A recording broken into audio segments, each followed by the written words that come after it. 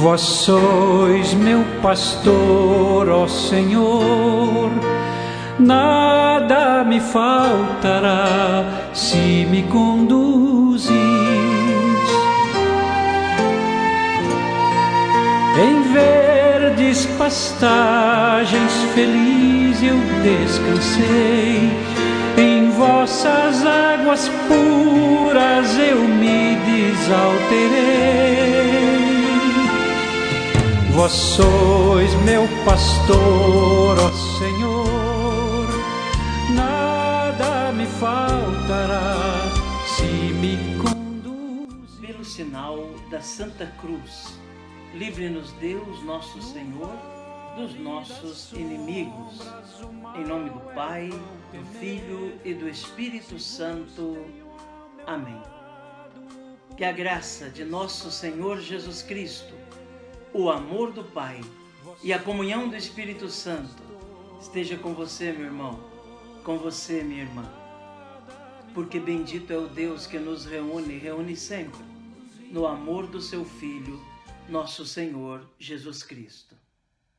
Te saúdo nesta sexta-feira da 33ª semana do tempo comum, desejando que você tenha um dia abençoado por Deus, desejando profundamente que a sua experiência da presença de Jesus em sua vida hoje seja realmente grandiosa.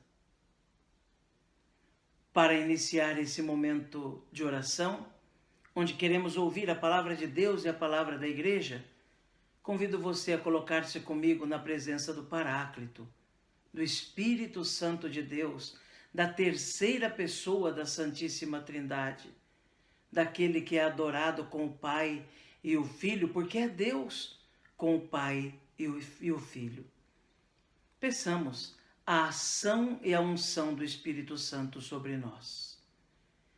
Vinde, Espírito Santo, enchei os corações dos vossos fiéis e acendei neles o fogo do vosso amor. Enviai o vosso Espírito e tudo será criado, e renovareis a face da terra. Oremos, ó Deus, que instruístes os corações dos vossos fiéis com a luz do Espírito Santo. Fazei que apreciemos retamente todas as coisas, segundo o mesmo Espírito, e gozemos sempre da sua consolação, por Cristo Senhor nosso. Amém. E neste dia 20 de novembro, meu irmão, minha irmã, sexta-feira da 33ª semana do tempo comum,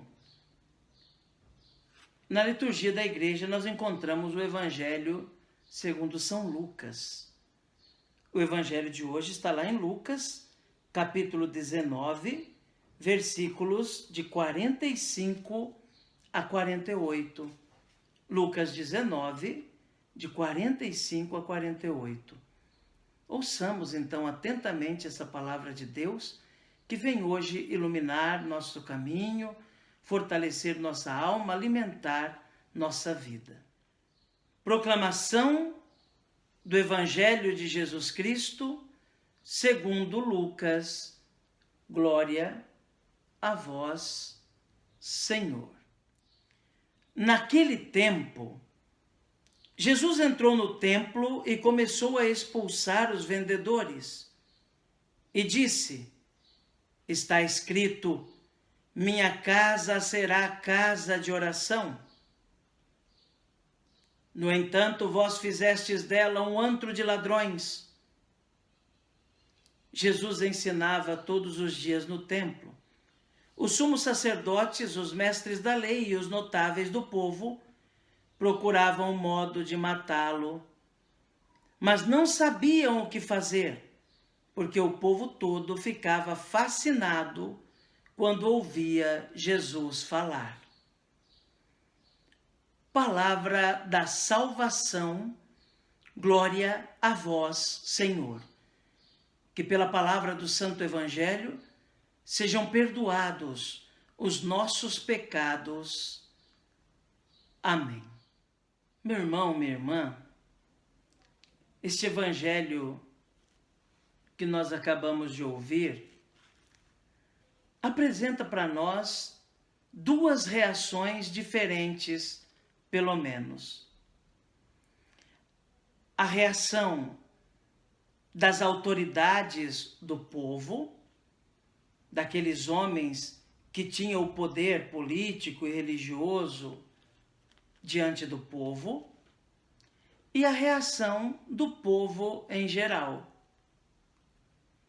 Enquanto as atitudes de Jesus e as palavras de Jesus causavam medo, aborrecimento, raiva nas autoridades do seu tempo, causava fascínio, alegria, esperança, admiração diante do povo.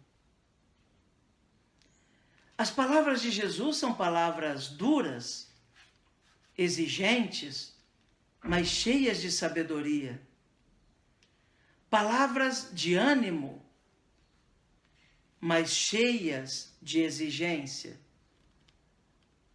Assim, diante do templo, um lugar santo, um lugar respeitado pelo povo judeu, o símbolo da religião dos judeus, o símbolo da presença de Deus naquele povo, estava sendo profanado.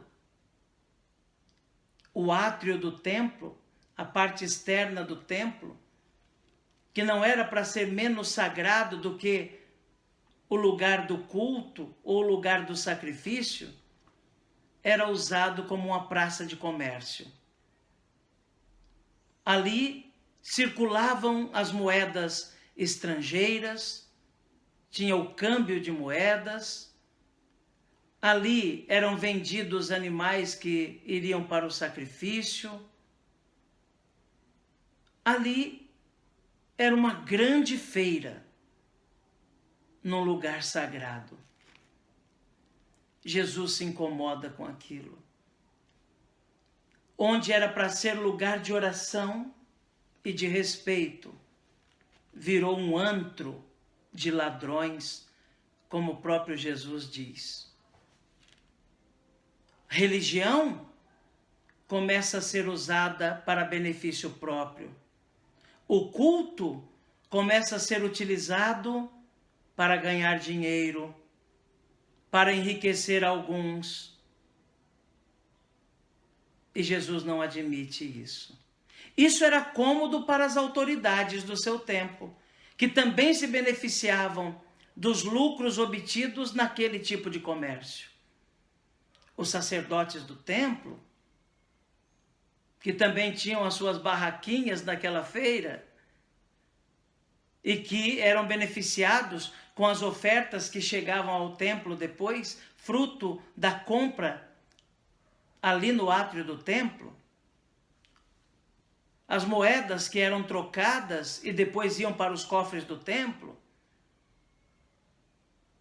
as autoridades se beneficiavam.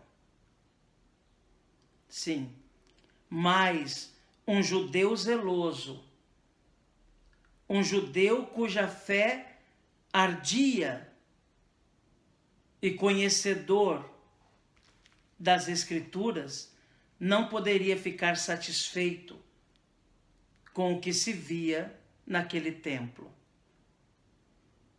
Por isso, a palavra de Jesus incomoda e, de certo modo, agride as autoridades do seu tempo, que não querem mudar seu modo de pensar, não querem mudar sua mentalidade. Estão acomodados a viver naquela mentira,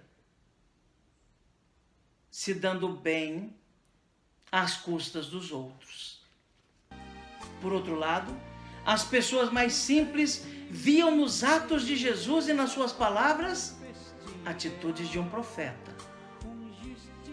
de quem realmente está preocupado com as coisas de Deus. Por isso ficavam fascinados. Essa palavra de hoje é também um exame de consciência para nós. Se estamos ficando fascinados com a palavra que Jesus nos anuncia sempre, mesmo quando puxa nossas orelhas, ou se nos incomodamos a ponto de não querer ouvi-lo. Porque para alguns, gostam de ouvir do Evangelho apenas o que massageia seu ego. Quando o Evangelho puxa-lhe as orelhas, finge que não estão escutando, ignoram aquela página do Evangelho. Oxalá conosco não seja assim. Que o nosso comportamento diante da palavra de Jesus, que censura, que chama atenção, mas que também enche de esperança, seja uma atitude de quem está fascinado, ainda que tendo as orelhas puxadas. Que Jesus nos ajude e que Nossa Senhora reze por nós. Amém. Um dia me darão, vós sois